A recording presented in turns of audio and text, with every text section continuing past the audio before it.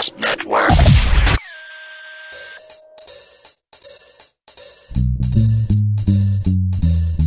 Hey.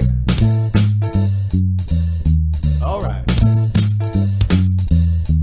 It's a video game show. It's a video game show. It's not a game show about videos. It's a video game show. Welcome to the Gamercast Network Video Game Show, episode number 86 for Sunday, April 20th, 2008. I'm Chad, and this week for the roll call, when I say your name, for those who are buying Grand Theft Auto 4, or when you finally decide to buy Grand Theft Auto 4 and start playing it, what is the first thing you're going to do when you start playing? I mean, besides the hooker beatdown? Oh, yeah, I was going to say beat a hoe. Yeah. And joining us this evening is, from Sarcastic Gamer, Lono. Thanks for having me on. Butt monkey. At least one person listens to the show.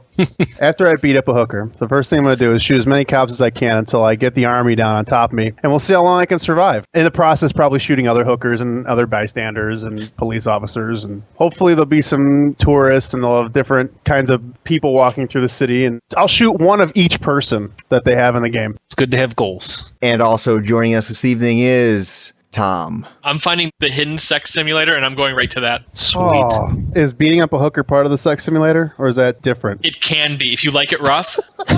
I'm not saying that's what I like. I was just asking, just letting everybody else know what's going on. And also joining us this evening is Phil. I probably won't buy the game, but if I was to, I would probably steal somebody's car and just drive around town, changing the channel and listen to the music in the game while trying to run things over, people, animals. Cell phone in one hand, changing the channel, no hands on the steering wheel. Just like real life. Exactly. Okay, and finally joining us is Ivan. I'm going to find the first guy on a motorcycle that I find and punch him in the head and steal his motorcycle, and then drive it around town, slashing people in the throat with a katana until I find a taxi cab, and then I'm going to steal that taxi cab, and I'm going to drive around running over pedestrians and everything else in my way until I find a truck, and then I'm going to run over the truck with the taxi cab and then knock the guy out of the truck and steal the truck, and then I'm going to plow other cars over with the truck, and then I'm going to go and get some better guns, and I'm going to go up onto a roof, and I'm going to shoot a bunch of people from the roof, and then I'm going to jump off the roof and land on another car, and I'm going to steal that car, and then I'm going to start running other people over with that car, and then I'm going to punch a hooker in the face. It's a lot to do for the first thing that you're going to do in the game. I want to know what the second thing is. You had this mayhem Darwinism going on, because you started with bike, and then went to car, and then went to truck, and then you're on top of a building. Oh. You caught on to that. See, it's called evolution. I'm evolving. I want to change my answer, because actually I want to see if I can play the game without breaking any laws. I just want to go for like a nice drive. What are you even going to do? You can't do any missions. There's no help 6 old ladies across the street missions. You never know. You could get a good job, make a steady wage, be legitimate. Actually, that's kind of my answer, because usually the most fun I have in those games is doing the little stupid side missions of like taking the fire truck around and putting out the cars on fire, or doing the taxi cabs and delivering people from point A to point B. I like the mundane things in life. Oy. And running people over while I'm doing it. Oh, okay, then it's fine. Okay, thanks to Zeus Hates You from the Gamercast Network forums. For the next 2 weeks, we're going to be running a giveaway in honor of Grand Theft Auto 4. We're giving away 2 Xbox 360 Call of Duty 4 Variety Map Pack codes. To win, all you have to do is send into the mailbag at videogameshow.org your answer for this week's roll call question. What's the first thing you're going to do when you play Grand Theft Auto 4? The most creative, inventive, and funny answers will win. Send your entries in before Sunday, May 4th. This week on the Gamercast Network. This week on Uncle Gamer, Wii Fit's price point isn't it? The PlayStation Store relaunches, and one of the 3 hosts has a special announcement. This week, Gamertag Radio brings you an exclusive podcast interview with Volition about their upcoming game, Saints Row 2, for the Xbox 360 and PS3. Boost your gamer score with the latest tips from Achievement Junkie. Tune into Podtacular for the biggest stories in the unofficial Halo universe. On Sarcastic Gamer, the guys have caught Grand Theft Auto 4 fever and find out what games under $10 are worth grabbing. Discover the website that brings you all these great episodes and headlines at GamerCastNetwork.com. Next topic. Ivan, Yo. you, as our Xbox MVP, went off to the great Northwest, The Mecca. and was at the MVP Summit for, is this like for the whole year, 2008? This is the 2008 MVP Summit. They do it yearly. Okay, very cool. And What can you tell us? What knowledge can you bestow upon us of what was said? You can't say everything because there are NDAs and stuff. There are. We spent 2 days of talking about games and then a couple days doing various and assorted other things. One of the things we did, if you check out my Flickr page or the Gamerscore blog Flickr page, you'll see that they took us down to the docks in Seattle, where the guys from the Northwestern crab fishing boat live, which is, if you are familiar with the Discovery Channel show, The Deadliest Catch. They pimped that game there? Yeah, it was kind of a community type event thing. So the developer was there to show off the game. The fishermen were there to serve us crab legs, and we got to take a tour of the boat. Wow, that sounds awful. The crab legs were really, really good. That's good. Are the NDAs covering that game? No, actually. When we asked, they said, "Oh God, no, we want you to talk about this as much as you possibly can." There is nothing about that evening that I'm not allowed to share. How disappointed were you when you got there and you found out you wouldn't be playing Grand Theft Auto? You got to see parts of the game, which looks... Say your opinion. Go ahead. You were there. You're here to give your opinion of the game. How's it look? It looks okay. It doesn't look bad. It plays, what's the word? Awful? Okay, there you go. And to be completely honest, I didn't play a lot of the game because there was 50, 60 people all floating around, fishermen swearing and smoking cigarettes and drinking beer. So this is an Xbox 360 retail game. It's not an arcade game or anything. They had a mini game, which was, I forget what it was called. You are on this little outboard motor skiff thing. It's essentially driving the boat through checkpoints, and you have to hit like 10 checkpoints in the quickest time possible. The minigame was, it was not fun. It was not easy to play. It was unresponsive. It wasn't fun. Okay. I think our listeners now have a good opinion of what this game is. If you like games about catching crabs, the crustacean, not the venereal disease, you may very well enjoy the game. Fans of the show may very well enjoy the game. Everyone else on the planet probably won't. And then other than that, we ate crab legs and smoked and drank. Yeah, and punched people in the face and sang sea chanties. And next topic. Huh. Anyways, what else did you do there? Please say there were other games they showed. I can't really talk about the contents of the games, but since they've all been announced, I'm pretty sure it's safe to at least tell you the games that I saw. I can actually put this on my resume somewhere. I was actually on a conference call with, of course, now I'm going to butcher his name, Peter Molyneux. The Fable guy. Yes, the Fable guy. Completely awesome guy, absolutely hysterical.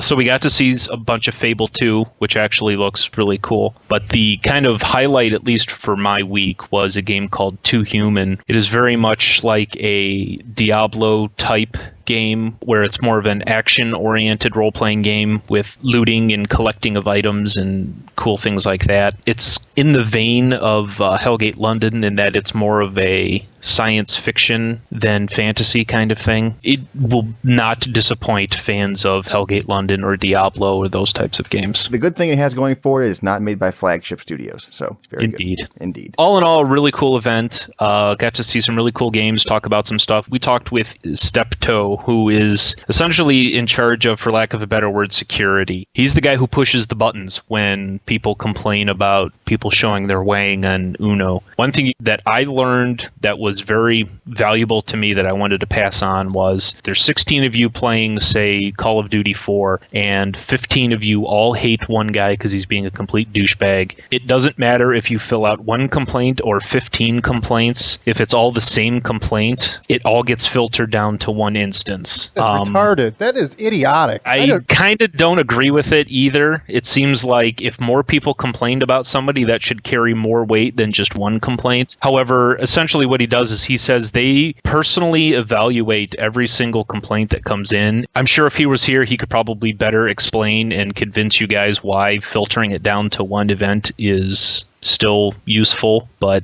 he didn't do such a great job of explaining it that I can remember what he said. So they filter it down so they don't have to hire as many people to work in that section. That's why they do it. I mean, come on. First question I would ask that guy is how many hours a week does he work? Because it seems like there is absolutely nothing going on. I can't tell you, every single night when we play Call of Duty 4, we file complaints against at least 5 or 6 people who are yelling the most vulgar, racist, hateful things. And then the other half of the guys that are just constantly go, into the microphone the whole time they're offline. If they were doing anything to stop those people, I don't see it.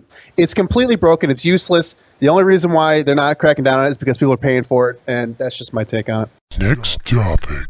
So, is anyone here big fans of Mortal Kombat? Last week at the site www.noob.com, this is the personal website of the creator of Mortal Kombat, and there was a big countdown going on, which ended on Friday. It coincided with this big media event that was being held by Midway. And when the big reveal happened, they announced the latest Mortal Kombat game. It's going to be Mortal Kombat Universe versus the DC Universe. And it showed a trailer of Batman fighting Sub-Zero. This will be the most unbalanced game ever because Batman will win every single fight. And if Batman doesn't, then this game is completely full of and I'm not going to buy it. I thought they should have just called it Superman kicking the crap out of everybody. What? See, now, Lono, do you read DC Comics? Of course I do. When has Superman ever beaten up Batman? I could think of two instances, the Jim Lee comic, and then, of course, Frank Miller. We're going to go there, aren't we? Okay, that's fine. No, I'm just saying Superman's a little bitch. Batman is beating up everybody in any universe. I don't have a specific interest either way, but the bottom line is, every single time that Batman has beat up or defeated Superman was in a Batman comic. How is everybody getting hold of Kryptonite? How does this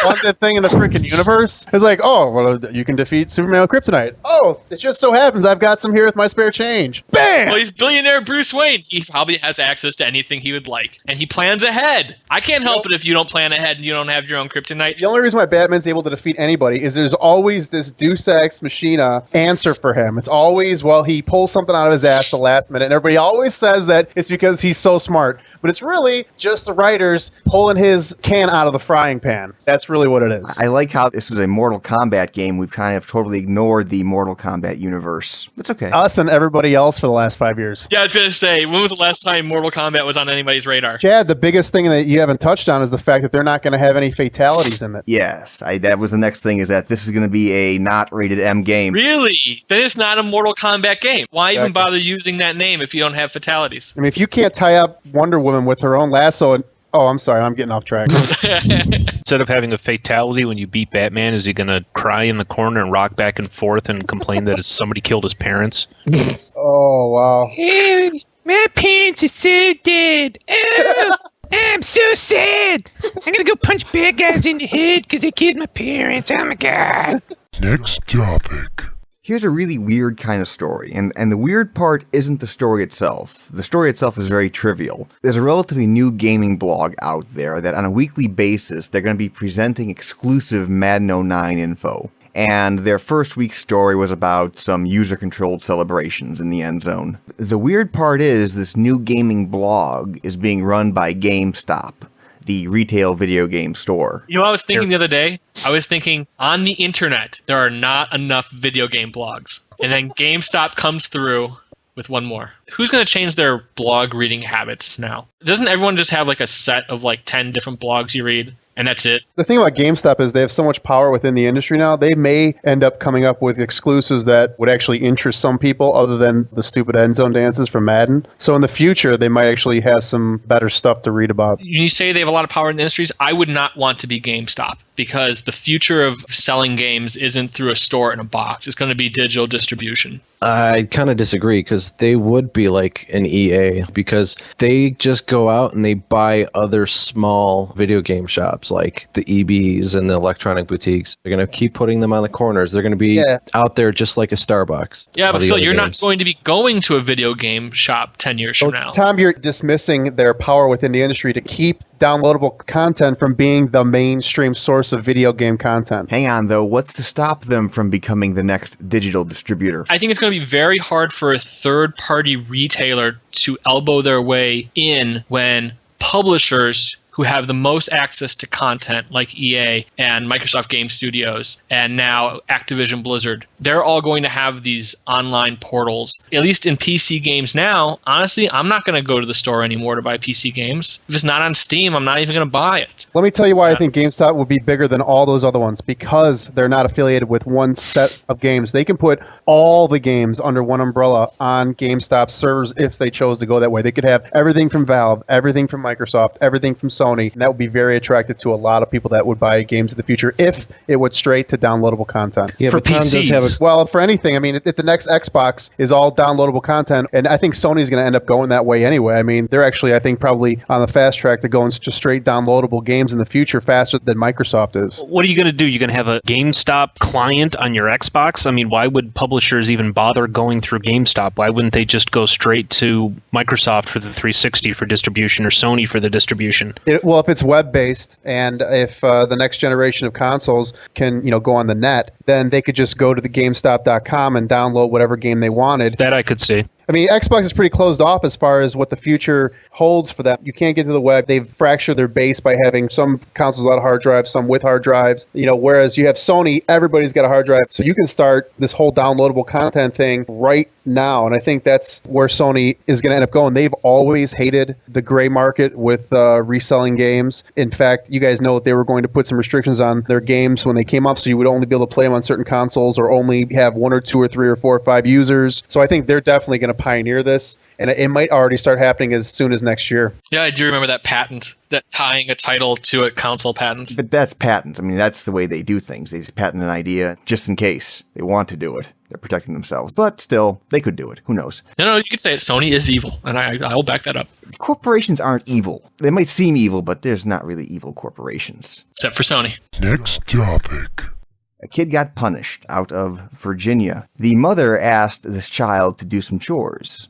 Simple things. Empty the trash, clean your room, sweep the floors. Didn't we already establish never tell a gamer what to do? God helps the mother who tells a gamer to stop playing games. Well, when she told the gamer to stop playing games and do the chores, the 13-year-old decided to break the vacuum cleaner so he couldn't do the chores. Nice. Ooh. That is hardcore. I like that. Oh, yes. Sweep this. So the mother turned around, took the kid's Xbox and all of his games, and put it on eBay. Ooh. Ouch. Ooh, sounds like someone got pwned. Serves him right, the little bastard. Well, here's the funny thing, though. I guess the story doesn't end there. I guess the mother was kind of tech-savvy, and she actually checked the cookies, the web cookies on the son's computer, and found that the son was viewing porn sites. No way. Busted. Unbelievable. I love how we all went, no way, right when you said that. And then as a result of that, you know how the kids nowadays love their MySpace? She went on to the kid's MySpace page, put on a big picture of Snoopy on the MySpace page, and changed the kid's password so he couldn't log back in. Oh, noes. Hacksword. Wow. Go mom. How old's the mom? Is she hot? Is she single? Yeah, that's the lady you want to date, okay? The one time you cross her and then she just completely you up. Oh, that's true. And so the end of the story is the kid murdered his mother? That's what I was waiting for. No, that's the end of the story right there. Is he lost his Xbox, he lost his games, he lost his porn, he lost his MySpace, and he's locked out, and people think he likes Snoopy now. Sounds like a country and western song. Next topic. A quote from Activision talking about Call of Duty 4, which just hit 9 million in sales. Wow. That's impressive. We're pleased to have Call of Duty 4 leading the way in the first-person shooter genre, with recent launches of Army of Two and Rainbow Six Vegas 2 failing to inspire. Wow. That is the friggin' truth, man. That's rough, though. Lono here. You guys were big Vegas fans, now you're big Call of Duty fans. Okay, Rainbow Six Vegas, up until Call of Duty 4 came out, was one of my most favorite first-person shooter games I've ever played. It was so much fun, and then Call of Duty 4 comes out, and everything else is ruined. It's like throwing a hot dog down a hallway for me. I can't. It's like Pamela Lee after Tommy Lee got through with her. It's like, I don't want anything to do with her. Army 2 was fun. I played it, finished it. Same thing with Rainbow Six Vegas 2. But it's like you play those games, and all you keep thinking in your head is, This God, isn't Call of Duty 4. Absolutely. Yeah, I agree with you. They just ruined Rainbow Six Vegas 2. They took that franchise and they just shoved it into the ground. Is that what you liked about this? Well, screw you! You know, it's like they took everything that was great about that game and killed it and added a sprint.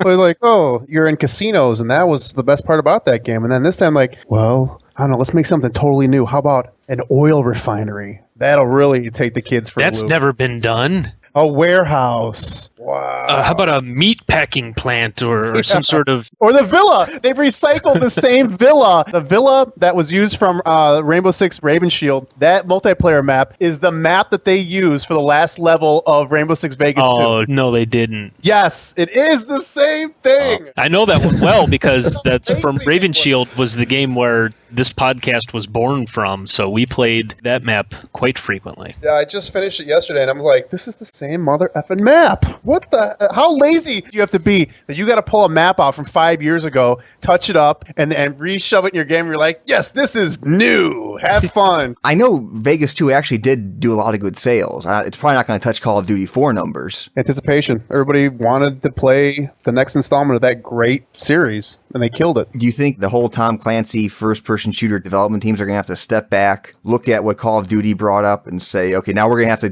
go one step higher for the next game? My hump day update prediction is going to be that we're not going to see a Ubisoft Tom Clancy first-person shooter for a while. Well, they came out and said that they weren't going to make any more tactical shooters anymore. They said the market wasn't there for it, so they were trying to take a step back and make them more arcadey. Right, the market's not there. 9 million sales is just not good enough. Okay, you know what? This probably ties it back to a couple weeks ago we talked about the Tom Clancy MMO coming out. That might be the next whatever. I still think that has potential, but never have a new Rainbow Six, I think, is a mistake. Here's the thing, though. Call of Duty 5, what's going to happen with that game? There were the rumors that Call of Duty 5 is going to go back to World War II.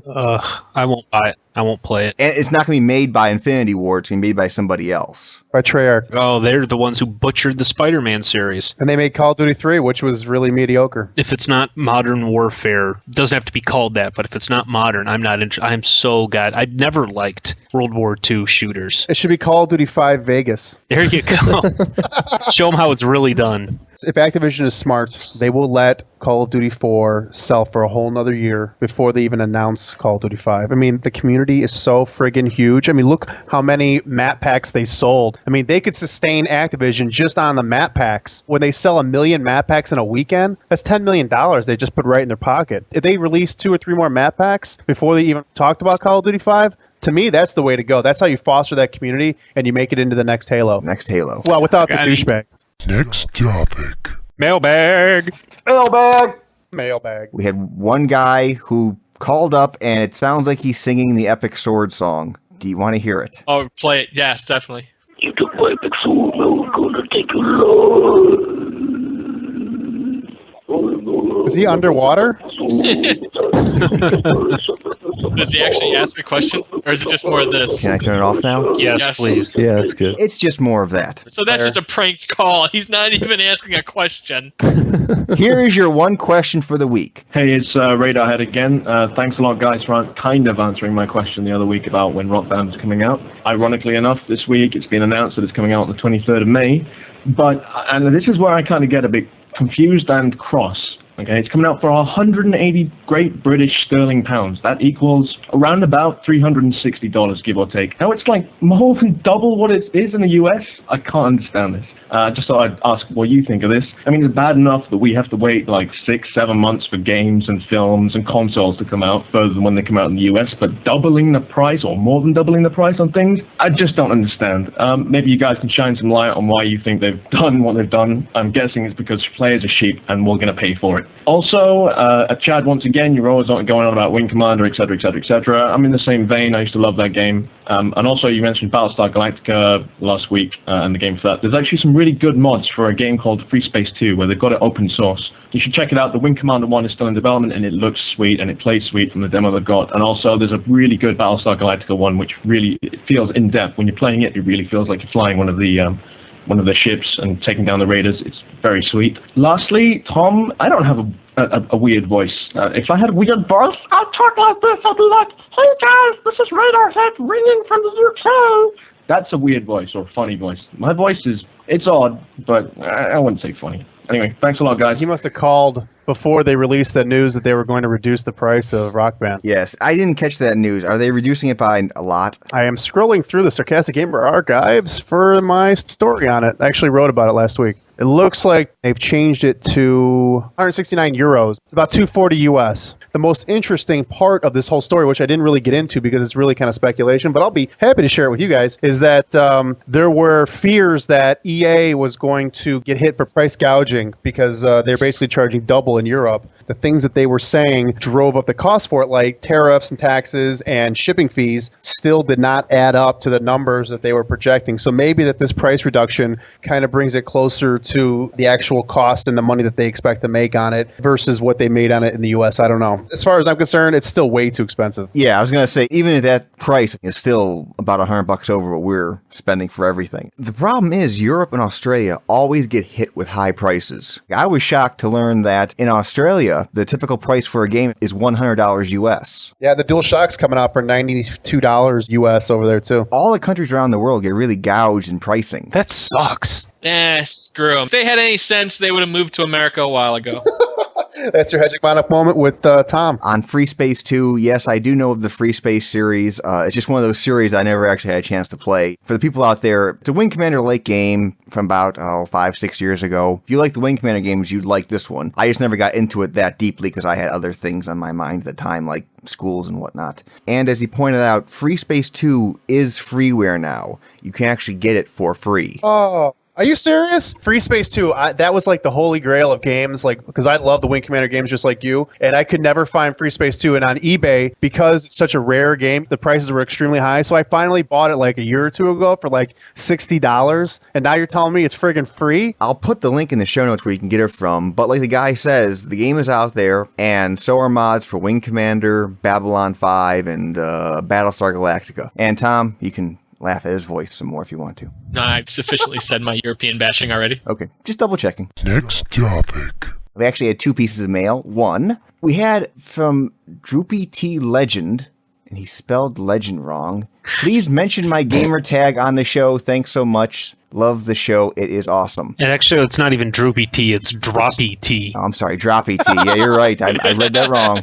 Droppy T. He deserves to have his name mispronounced. From Staircase. Hey guys, love the show. I was just wondering what you guys thought about guidebooks and cheat books. I've taken flack for using them, but I'm the kind of player who wants to get 100% everything. That's something you can't do without a guide. Love them. I agree with the caveat that I really don't find any use in published guidebooks and cheat books when you have something like GameFAQs, which is almost as good. Other than newer games, it's hard to get stuff when it first comes out. You'd be surprised though, if it's a popular game, those facts are up there within days. I use them when I get to the point where I say, this part of the game is so infuriating that if I can't figure out how to get past this part, I'm going to quit playing the game. Here's my take on it. Don't buy them. Don't ever pay for them. Go to GameFAQs or get them from IGN or GameSpot. And I use them sometimes to cheat, but a lot of times I use them for RPGs where you might walk past something and not realize that that's a quest or you can do something specific with that person. I like to get a layout of like finding out stuff that you can do because I just don't have the time, when I'm playing the game to like dink and dunk and try every freaking thing in the game. You know what I mean? Yeah, it's different than years ago when there weren't many AAA games out there. Back then, you could spend the time playing your hearts out because there really wasn't nothing else to play. Nowadays, you have 6-7 games to play. Next week when Grand Theft Auto comes out, it's like, I got World of Warcraft, I got Grand Theft Auto. And they're great for games like Pokemon or something, for example, where, you're collecting or farming or doing something. There's one thing that you would love to have, but you don't know where to get it, and you can look up where to go to get it, that kind of stuff. Or for finding out weapons and their power, because some games they don't tell you like what's more powerful than the other weapon. A lot of those guides give you very specific characteristics and statistics on weapons. Also, it tells you a lot of enemies' strengths and weaknesses. Like if he's impervious to fire spells, well, one water spell takes him right out. Even better, you'll grind on an enemy for like an hour fighting him with the spells that you have, not realizing that he's vulnerable to water. So not so much that they're immune to like fire, but you'll grind on this guy going, wow, this guy's tough, must have 50,000 hit points. You grind for an hour, you try it 100 times, you finally beat him, and then if you happen to look it up in a guide, if you would have used water, you could have beaten him in 5 minutes.